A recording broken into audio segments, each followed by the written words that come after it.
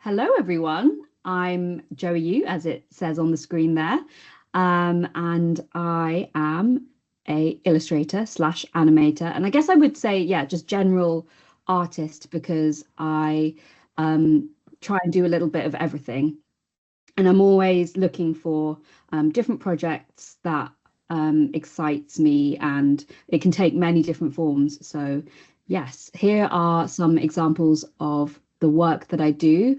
I like to work kind of a mix between observational drawing. So I always have a practice going on where I'm, recording what I see in real life and what's kind of true to life. So here you can see a drawing of a friend in their studio, like an art studio, a drawing in the gallery and in the train station. These are more observational drawings, but as you will see later on in my work, I also do stuff that is a little bit more kind of commercial or responding to briefs. So they might be more, editorial, playing with imagination a little bit more. But I'll take you through. But yeah, generally I'm working very colorful, lots of mixed media, crayons and pencils, and layering different mediums on top of each other. I wanted to start off the talk with a few things that have really guided me, I guess, through my early journey as an illustrator. And this quote is something that I really found hit me when I was younger, and it's from The Secret Lives of Color. And it says, "You could no more meaningfully secure a precise universal definition for all the known shades than you could plot the coordinates of a dream." And I think what that means for me is that color is so personal, and it's so, I mean, you might think you've just got your basic red, blue, yellow. What can you do with that? But there are millions of different combinations and ways of spinning them and layering them on top of each other and mixing shades to create something that is personal and only you could do. And and so this something like this quote really sums it up for me, and I find it inspiring. And this is another one: "The blue of the sky depends on the darkness of the empty space behind it, in which case blue is something of an ecstatic accident produced by void and fire." This is like super magical to me, like as a quote. I really recommend this book that it's from, which is Bluets by Maggie Nelson. But the idea of the blue being affected by the darkness behind it, the blackness, the emptiness, really inspires me in terms of like the idea of layering. And maybe you can't see what colors are underneath that I've layered up on top of each other, but it's the idea that they exist and that they're there, and it's the combination of all the things layered up on top of each other that makes the drawing what it is. So that those two quotes to me are real like guiding like north stars for me, like in terms of color, because I think color is one of my most important things. And just a little thing here about combinations and pairs. These are some words that I like to think about when I'm creating my artwork. We have assembling, collaging, exploring, foraging, hiking, selecting, presenting. I like the idea, and I guess especially now with all the talk of the digital world and like AI and creating work on a device. I think I always, even if I have to use the computer sometimes, and I'm doing stuff on Photoshop, editing things, I'm always trying to return back to the idea of very natural things and working with my hands and my fingers and smudging things and making mistakes. So just some words that I think about when I'm creating. And here are some more examples of the kind of observational style work that I create. In these three, I'm in different places around the world. We've got a scene, I think somewhere in Asia, I think maybe Malaysia, this first one, and also this pink one at the end. They are observational drawings in Malaysia, and the middle one is in Berlin. But I think the one in the middle really shows that example of working on color and using select colors on top to really make the colors kind of vibrate next to each other. I don't know if that makes sense, but the idea of, yeah, just hitting them against each other to produce something that is really bright and exciting. So I'm in a dark room in the evening, so we've gone for this burgundy piece of paper, and then just hitting out those highlights and lighter bits and picking them out on the piece of paper with the blue, and yeah, with the lamp where the light is hitting the walls, for example. But yeah, when you're working really quickly, you don't have loads of time to record lots of different marks and do really detailed pieces of work. So for me, it's like that excitement of thinking, okay, I've only got 30 minutes, 15 minutes. What can I do to really get something down on paper that feels like the environment, like that feels really exciting, but without having to paint this perfect realistic thing, just getting that energy. And yeah, it's a lot about, like, when I'm traveling or I'm moving around, thinking about what colors of paper and what materials I'm going to bring with me. So for example, like with this pink paper on the right, I'm obviously bringing with me a lot of different, like, sheets of paper and pre-prepared painted sheets as well. And so I'll think, okay, Malaysia, I'm going somewhere super warm, so I'm going to bring these warm hues, pinkish colors, oranges, things like that. So yeah, I might pre-prepare some sheets, and I'll bring, you know, the colors that I think I'll need. And then what have we got next? So again, just another couple examples. You've got kind of like one of those landscape Japanese Zen gardens at nighttime. So I'm working with a rich blue and layering colors on top. I really like these kind of like long shadows, but that they kind of interrupt these jagged lines that's been drawn into the gravel. So trying to color in the paper and give that suggestion of shadows creeping across those lines, and then a really bright orange to suggest and hint at the warmth when I'm in Greece and I'm just having my breakfast. And every color that goes on top of this orange is going to complement and bounce against each other. So, you know, it's like bending the truth slightly. So when you've got this plate of fruit, I've got this really bright turquoise that isn't actually there in real life, but will work really nicely with that orange. And the table is pink, which obviously also isn't what the color of the table was, but yeah, they will kind of speak to one another, the turquoise and the pink. So that, yeah, for me, it's just like playing all the time with materials. And a couple more. This is in Berlin with the dark blue, working on top of a dark blue. And the other scene is, I think, springtime in my old bedroom. So I've got some friends over, and I'm working on that nice green color. And you can see very clearly in the green one, because I'm working in real time. I've drawn the hands kind of overlapping, so someone's obviously drinking their drink, and I like the idea of animation. And I've worked a lot in animation at my time at university and since leaving, and I love the idea of frames kind of layering on top of each other. So you have that repeated hand drawn a couple times, and again in the mirror you can see there's almost like a ghost image of a face. I've drawn the face kind of leaning forwards and then going back, and I like the idea of reflecting that. And when you do live drawing or observational drawing, you can bend truth in that way, and you can show how something is moving, and it's always it's alive basically. So having those frames, almost like animation frames, is really fun and a great way to play with doing observation drawing. And I love the texture as well in this image. I had a blunt pencil and I used it to just kind of scratch in some lines, almost like, is that sgraffito, I think, into the dungarees of this figure in the front. And you can see then, after scratching in with no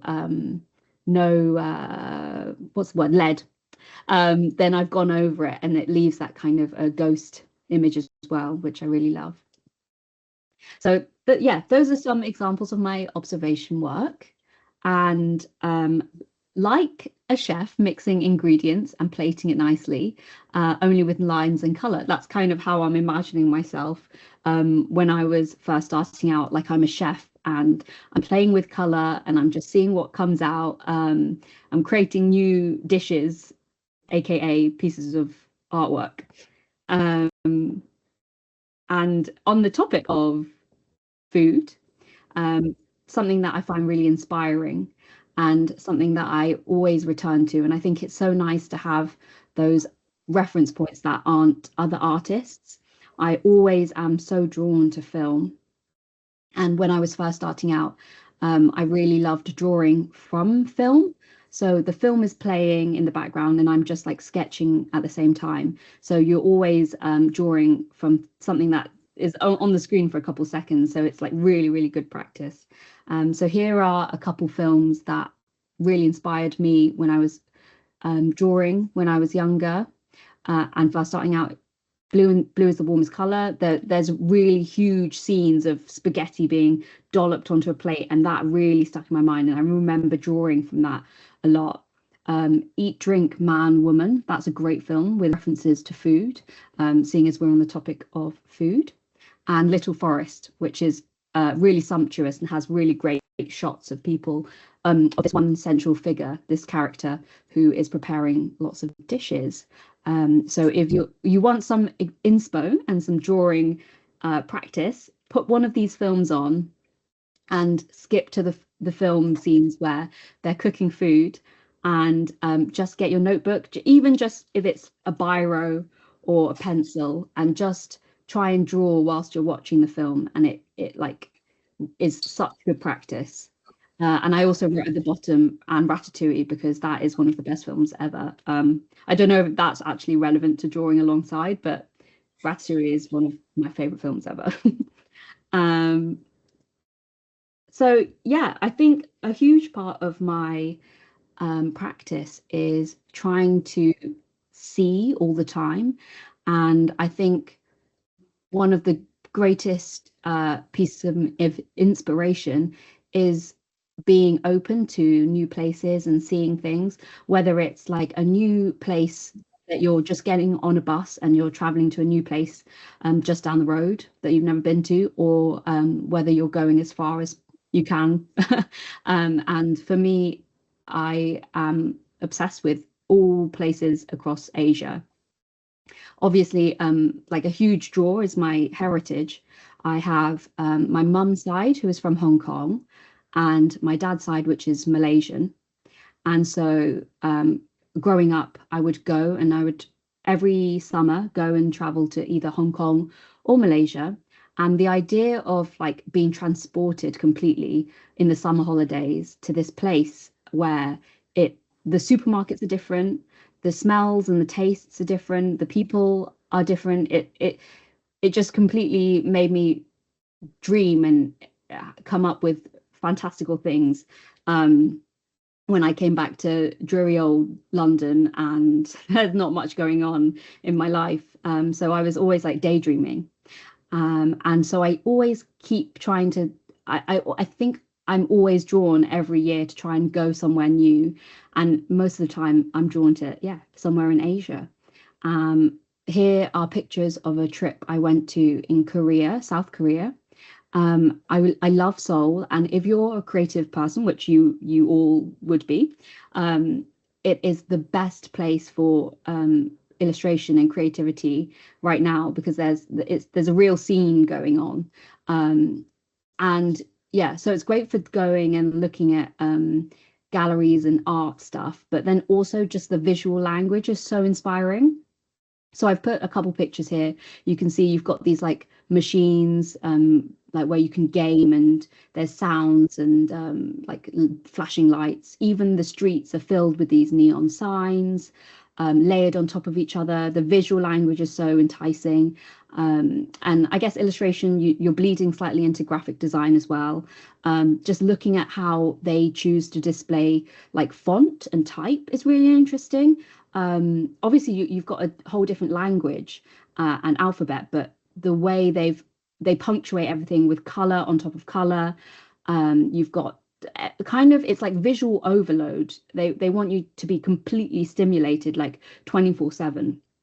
And I love it. I love how different it is to the way that I feel like it's very minimal in the UK at the moment. Signs and visual language is very suppressed in that way. So just looking or researching out there is like a complete different way of life. And I also included some pictures here of the fish market, which is so incredible and a different world completely. And the ginkgo leaves, which in autumn, they all turn yellow and they fall on the ground. And that was one of my hugest images when I went in the autumn time, is that you just had a carpet, like a sea of yellow coating everything. And it is like nothing you've ever seen before.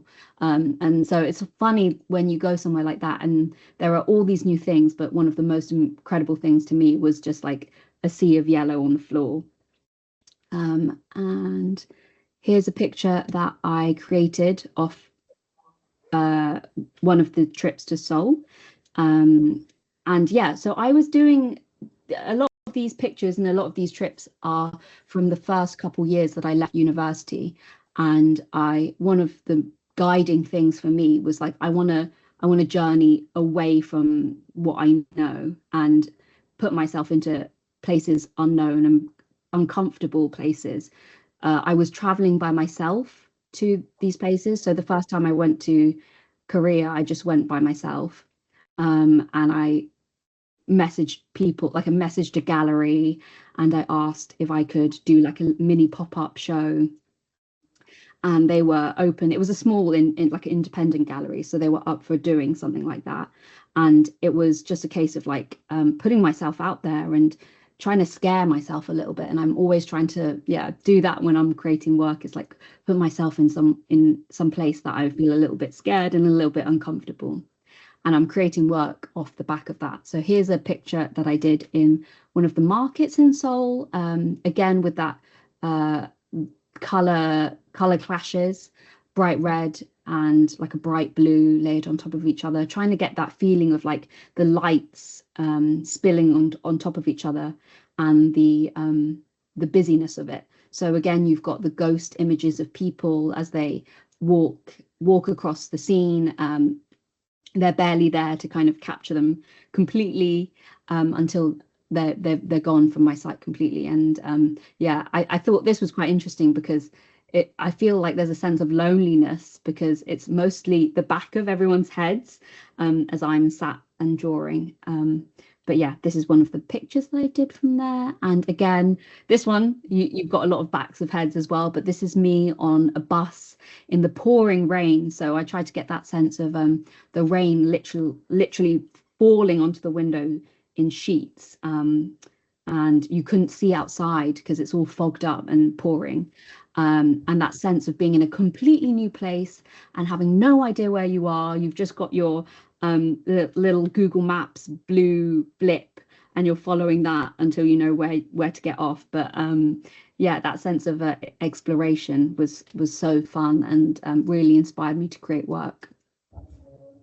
Here's another from Malaysia where I went on a fishing trip, and that drawing I did on the boat, so it's like all rocky, and that obviously informs the materials I'm working with. So I've got crayons, strictly crayons, because nothing else will work on that kind of environment.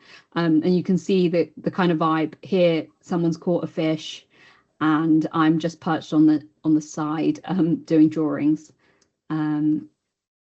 And here are a couple more from those sorts of travels, playing with different sizes of paper. We've got this long thin vista, some type, and playing with that negative space. Someone kind of ferociously cooking on a big flame through a window.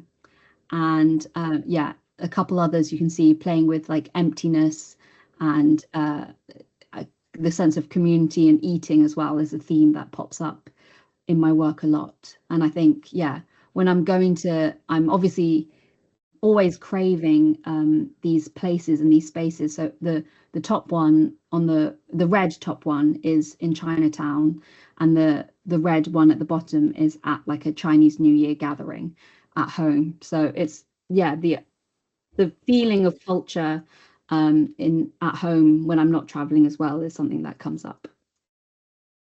Again, the sense of travel and negative space. You've got the airport, lots of people waiting for their trains. I mean, sorry, trains and planes. And I think I like the idea of the waiting people almost disappearing into the background, and all the information slowly petering out the further the image gets. So yeah, the idea of like you don't necessarily need to record everything on a piece of paper, and thinking about what is the necessary thing you need to draw to get the idea and the feeling across, but without yeah, recording everything. And this is a scene on the other side where I was on a boat, and I got off the boat and I was looking back at the people coming off the boat, and I thought this was an interesting thing to draw, where you have the guests of the boat coming off one entrance, and then you had kind of like the workers, or the like captain, you know, coming off on the other side, and they have a separate door in their uniform. So I thought that was an interesting thing to capture. So I think, yeah, always keeping my eyes open for something that's of visual interest, or working out how to frame something in a nice illustrative way. Doing this kind of work has meant that I've managed to travel in quite a fun way. I got invited to go and do a month residency in Bahia, in Brazil, which is a whole different world, completely different from all of the drawings I've done in Asia as well. And it was a chance to fully submerge in a new place and create some work there. So here are some examples of the drawings that I did, and work with, yeah, a different climate. Like that was super, super hot. And I found it really interesting, because if you worked with paints, before you know it, the paints have dried. You've laid one color down, 30 seconds later, you've got to do something else because the paint's completely dried, and it inspired a quick way of working. So that was interesting. And also, yeah, if you have anything a little bit tacky, like you've got oil pastels or oil paints, I was told, don't use any of those materials, because of the humidity. It's like dry but also humid. Everything never like things that have a bit of a tack to it never fully dry. So yeah, it was very interesting working with all the materials that I usually work with. So yeah, I was doing gouache and working with pencils, and yeah, trying to record everything really quickly. But it was such a beautiful place to go to, and the fact that I was able to go in like off the back of me creating drawings as I travel anyway was just like the coolest thing ever. So yeah, drawing can take you all sorts of places. So yeah, that was a fun little residency. Oh, I've written stuff I did at uni film time, but I'm actually going to gloss over that. And maybe if we have extra time, we can do some films, but I will move on. The more important thing that I wanted to talk about at uni was keeping a sketchbook. This was a practice that I started at university and have continued since. But these are some of the drawings that I did at university, and you can see there are some ways of drawing that have continued, some ways that haven't, but the idea of doing it and keeping that practice all the time. When my friends are eating in front of me, I'm drawing them. When I'm going on a holiday, I'm drawing them.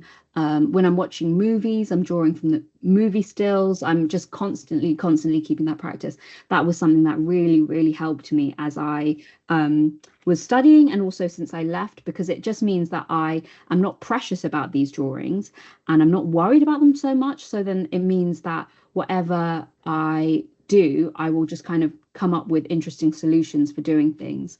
And I, off the back of that, just learn what my style is by not really thinking what is the way that I like to draw, but just how do I draw out of necessity? How do I record something if I've only got those 10 minutes to draw at the table, at the dinner table? So I highly recommend keeping a observation sketchbook if you haven't got that going on already. Yeah, so this is, yeah, drawing purely for the act of remembering as a diary. Since I've left uni, I have learned to make use of the things you're good at, like illustrating. So one thing that means for me is that I am quite a good fast drawer, and obviously keeping a sketchbook helped with that practice. And so I was just very good at just churning out illustrations. And so I used that skill to do lots of live portraits, and that off the back of that, I was able to do this project kind of as soon as I left university. I did 3 days in Spitalfields Market, where we had this giant roll of paper, and it was part of a festival takeover. And so I, over the course of 3 days, recorded everyone who stood in front of me, who queued up and wanted to have their portrait drawn. And we would record little snippets of conversation, little notes about things they said to me. And we had this lovely record of those 3 days in the space. And so it's a really nice visual thing. It looks like a nice kind of art piece in itself, that it's this paper stretching across the rafters, but also, yeah, so nice to have a portrait of everyone who was there. And so I really utilized that skill of drawing really quickly, and it has led on to other projects which are similar. This is a little bit of a blurry picture. It's the best picture I could find where you could get an understanding of the space. But you can see in the background the roll of paper kind of stretched across the sky. And I was able to travel to Palo Alto for the launch of an Hermes store, which is super fancy. And I could take my live drawing project and put it in situ in this paper world that they created for the event. And yeah, so me having examples of this project meant that other people could see it and be inspired by it and ask me to kind of replicate it in other places. And so yeah, so I've gone on to do it at other places as well. So it's something that keeps growing. I've also learned to be agile and flexible like a gymnast. And by that, I mean, I'm constantly open to, yeah, whatever gets thrown at me and comes my way. And I use this example a lot when I was still in university and I was doing lots of projects with the Tate, and I was meant to be presenting on stage and trying to introduce people just do nothing who were like a group on a TV show, so that they were super popular, and loads of people turned up, loads of kids turned up, filled the space, and I went on stage and I was supposed to be interviewing them, and they didn't want that. They just wanted the people to perform, and so they started booing me and throwing stuff, and so basically I got booed off stage. But and that sounds like a bad thing, but I actually feel like it was a huge character building moment, and now I'm not scared of anything. And I'm actually kind of thankful to all of these 13, 14, 15-year-old boys because they've kind of given me a very tough skin, and I feel like I'm capable of talking in any capacity now, and they will never boo me off stage and throw things at me like these boys did. So I can do anything. So yeah, I think this is obviously a little bit of a tangent, but in terms of my work, I think it's important to be super brave and put yourself into positions where you might not necessarily want to or feel confident to do it, but sometimes you have to throw yourself out there a little bit. This is a project that I did just as I left university, and it is like I think it was a New York Times article. And as you can see, I've drawn kind of like a layer in pencil and watercolor, and then added some digital quality on top, some mark making on top. And that was one of the first jobs that I got out of university, with a kind of 2-day turnover. So I was trying to work super quickly. And you can see here, which is a project that I did, a similar kind of editorial style project. I did it with a small window, so 2 days, and you can see I've managed to work out how to create a style that looks a little bit cleaner, and you can see kind of in comparison to this one and that one, it just looks a little bit smoother. And I think with my comment on working faster and more in a more agile way, I think when you're an illustrator and you're working with really short turnovers, that is something to keep in mind as well. Like, how can you create work that is in your style or your language, visual language, that still feels like yourself, but you can churn out a little bit faster. So I'm always keeping that in mind. How can I create work that is super quick to make, but is still me? This is an example of some billboards that I did, 4 billboards, and it was a project to kind of highlight the suffragettes. So again, this is a short turnaround project. And so the idea is like, how can I create something in a really quick way? So I came up with a solution of creating smaller pieces of work that is charcoal and paper collage.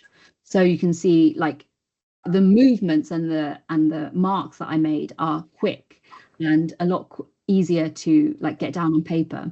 So I'm able to cover those 4 billboards super huge in a much more convenient and like time effective way, because I think this was a week turnaround. And here is the scan, so you can see how I mocked it up when I scanned it, because this was like large pieces of paper, and then fixed it all together so it could look something like this. Something that I also found really, really important when I had left was that your peers are the most valuable people. Work with them and learn from them like you are their student. And while you're at university, do it as much as possible, work with the people around you as much as possible.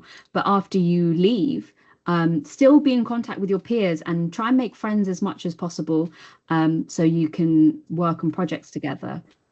An example that I always use is I love working with people in different disciplines. So my friend Wilson, he was creating some poetry and created these poems formatted in this way, as you can see on this side, on the right side, in this very blocky, bold way. And so we thought we'd work together and I would create illustrations that go alongside it. And the way that he created these poems to look really inspired the way that I created my illustrations. So we're working in a much bolder kind of inky way with block colors, very simple color palette, just 2 or 3 colors. And I really love this as an example, because it shows how differently I worked because of him and because I was using those poems as an inspiration. And I always think it's important to like never get tied down to thinking, okay, this is my style, this is the way I work, like I only want to create work like this. And by using your friends and your peers to like work together or be inspired, you can pick up all sorts of new techniques.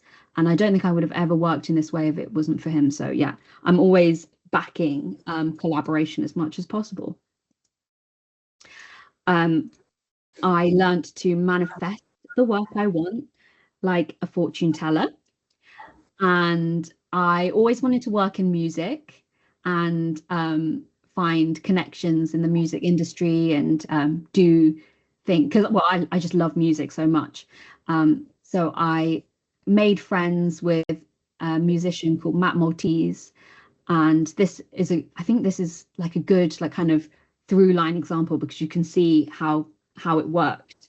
Where he was doing a show in London, and I said, hey, can I come before the show and draw some backstage pictures? So I did that. Here you can see me drawing from behind the scenes as they're doing their rehearsal, and you can see the plush, like rich, royal, velvety kind of interior of the theatre that they're performing in, and then the backstage in the green room, which I literally made like a pale green colour. And so I've got those in my portfolio kind of thing. I had these pictures and I was sharing these pictures. And then from that, I was invited to a music festival, like a weekend music festival, which I've conveniently forgotten the name of, but I was invited to basically record it in illustration form. So I went on stage and I was drawing all the scenes of the people performing the rap. Here we go. Here we're talking about rappers on stage. So I drew them and drew the crowds and all of the downtime moments, recording all sorts of things that I saw. And that was off the back of kind of getting behind the scenes at a gig. So by going and doing those personal projects, it means that you then have something in your portfolio which speaks for itself, and anyone who was in the music world could see those examples, like, yeah, I can draw live music, I can record people moving about on stage, and it's possible.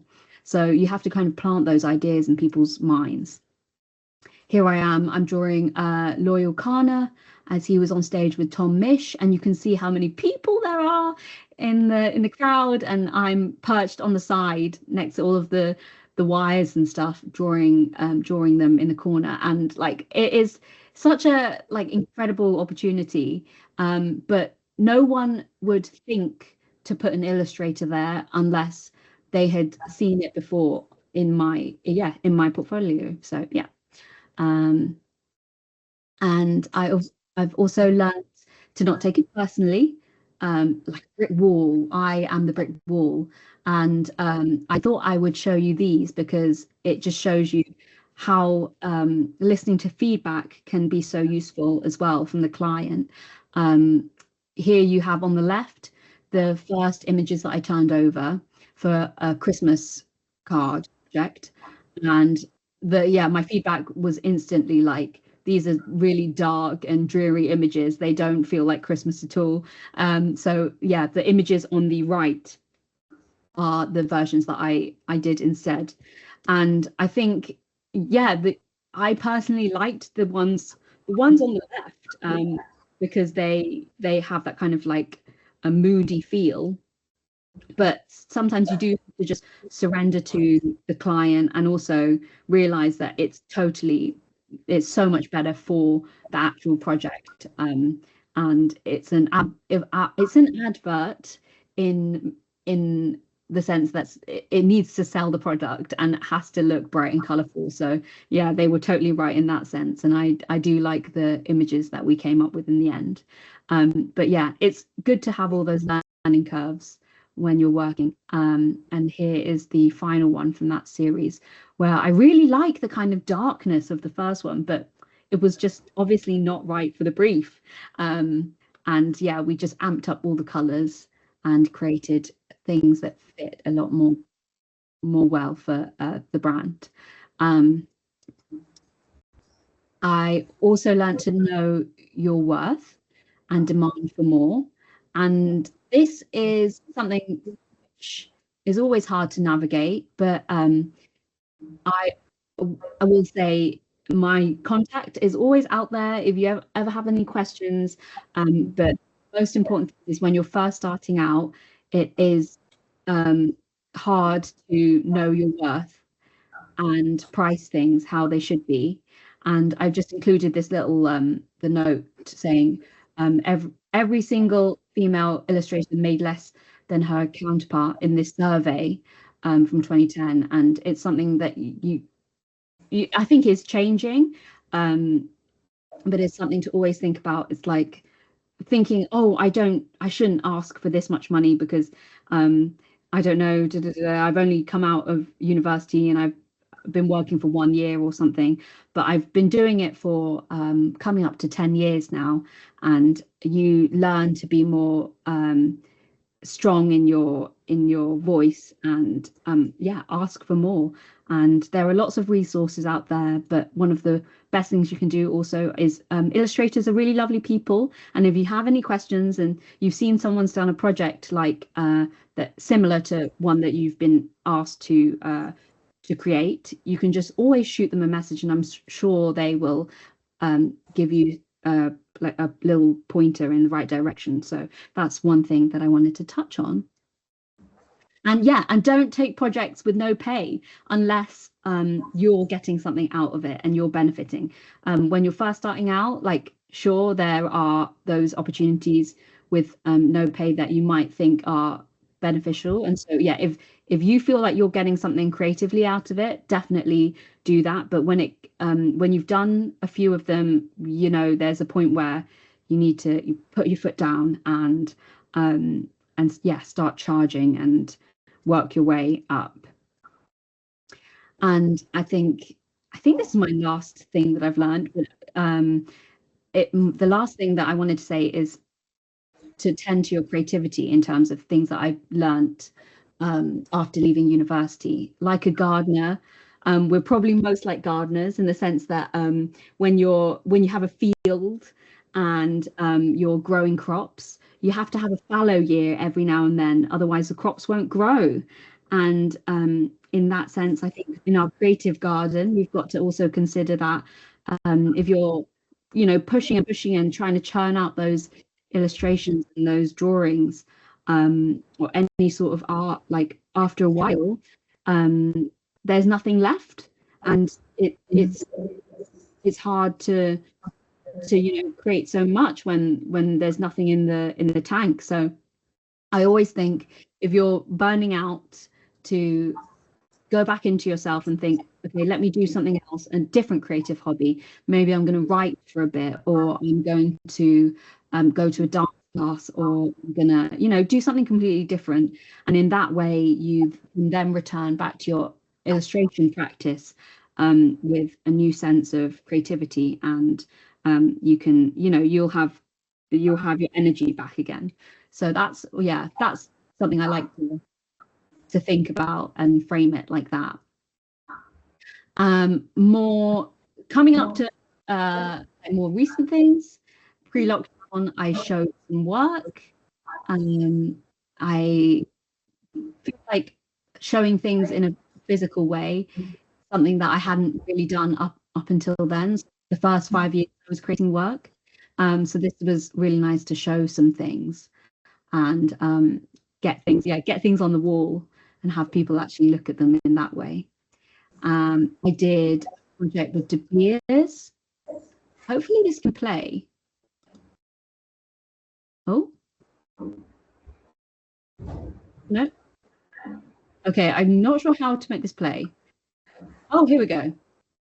I made some emojis for Debeers. It was for their Chinese market. So this was a really fun project where I got to grips with kind of, yeah, like emojis or animating in this style. So that was a fun thing. And so we did all sorts of things across the year. So we had one for Valentine's Day, Christmas, different projects, and different themes. So yeah, here are some examples of that. This is like the little like Asian heart, little motion. Then yeah, more so my practice have been working with words and trying to sum up poems and stories, and a good experiment myself, because after working with color so much and playing with color, I feel like a good practice is to completely remove color and see how you can create something emotive with just pencil or just with pen. So I was practicing with getting lines of poetry or excerpts from novels that I really liked, and creating pictures that went alongside it. So so this is from a book called Eileen, and I really liked this one quote, repurposed it and created these images. Yeah, and it's fun to do that. Right, to whatever you feel comfortable with, remove the thing of comfort, and so then you can learn how to be comfortable without it. So yeah, I love color and it's my guiding thing, but then what happens if it's gone? I have also, yeah, like I mentioned with the gallery show, have been interested in physical products and making things or collaborating with people, where we have things that you can drink out of, things that you can use or wear. So we've got this project here with chilies that I did, where I had wraparound illustrations, and that's always fun working with a physical product, because you're then faced with how does the illustration interact with the object. So yeah, on a bottle, maybe you've got an illustration that wraps around and joins up and creates this kind of ongoing story. It always loops around. Or here I have in the middle a collaboration with Reformation. So I created this repeating print, and that's always fun as well. Like, oh, you've got clothing, so you've got pattern work. How can we have things that will show on different bits of the body? What does that look like? And then here you've got an example of when I worked with the Design Museum, and we made packaging for food products. So you can see here on the rice packet, the cat is on the lid of the object. So it's like a table scene, but then, yeah, thinking about how the image will kind of wrap over a box. So the cat will fold down, and then pop up when you open the box. So little playful things like that are fun to think about. And yeah, you don't get the opportunity when you're just designing flat images for Instagram or for an article in a newspaper. So I really have been enjoying doing physical things, and I'm trying to get more into that. And then also teaching. I recently did a year teaching at Farnham, and also have done teaching videos for the BBC Bite Size and Tate, and as you can see, a collaboration with Bombay Sapphire, things like that. I've also been trying to get into that side of things where I'm kind of sharing knowledge as well, and helping people kind of get into their creative side. So that's been really fun for me to do too. And what am I up to now? I thought I would just show you a few more examples of my recent projects, and maybe then we could, if you've got any questions or anything like that. So these projects are all from the past couple years. So you can see my most up to date works. But this is my first book cover, which is pretty exciting.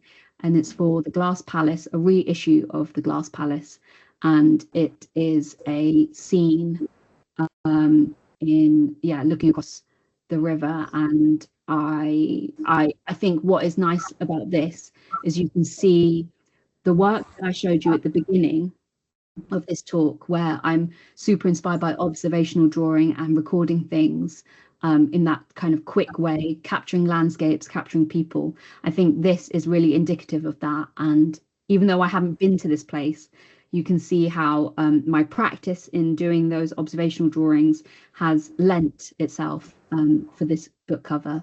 So yeah, that's my first ever book cover. A couple of different examples of work, more recent work. We've got a holiday scene, a robin scene from a Christmas card that I did for a jewelry company. This Paris Friend illustration is for a short story, I think in the New Yorker. And then the image at the bottom is from a calendar that is for December, for the month of December.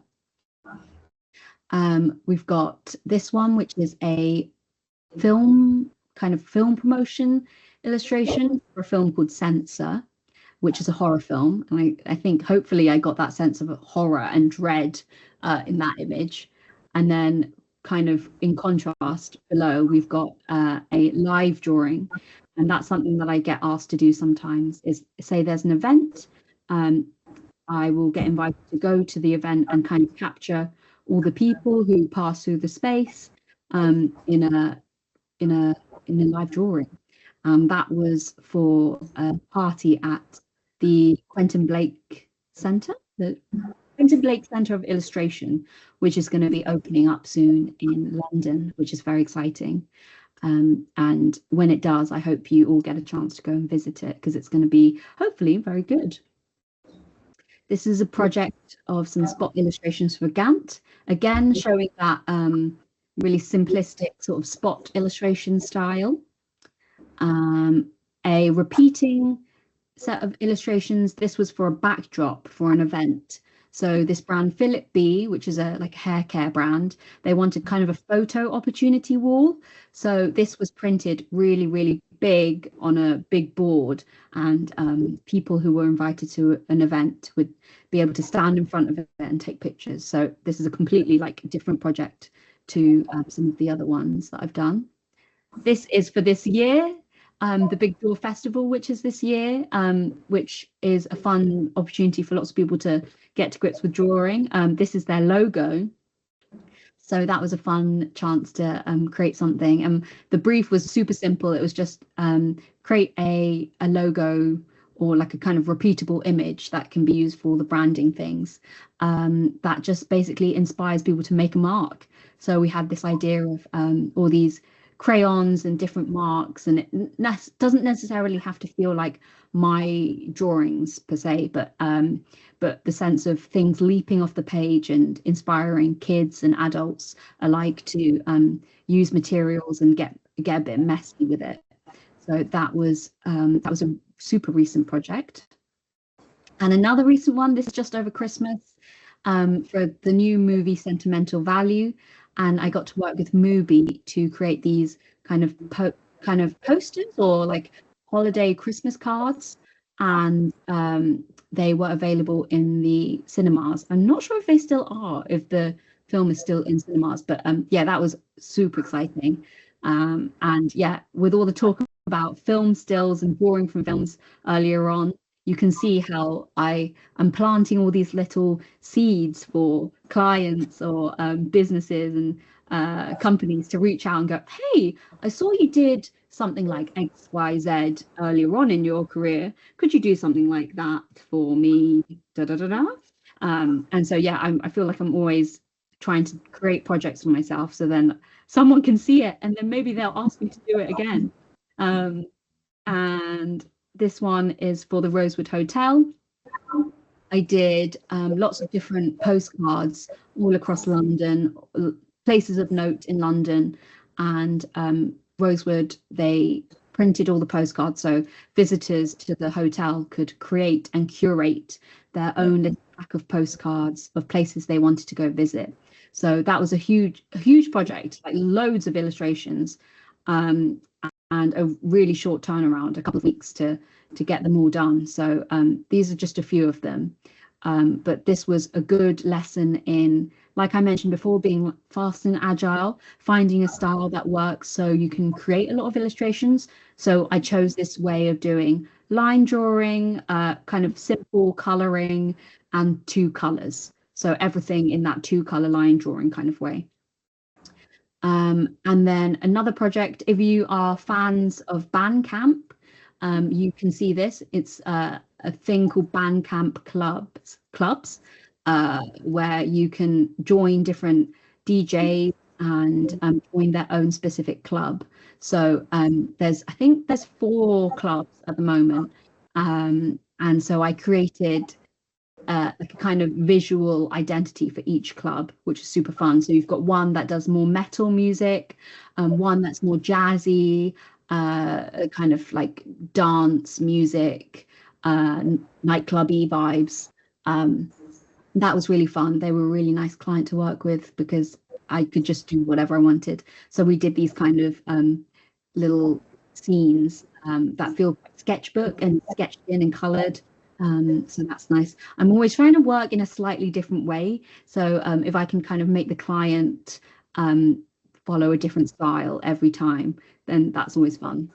And that, I think, is it. I've kind of taken you on a whistle-stop tour through all of, well, a lot of different projects.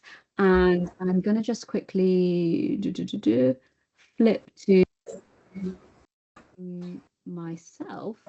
I've spoken really quickly and I'm sure I've missed a lot of different things, but yeah, if you've got any questions or anything that I can help you with, I'd love to.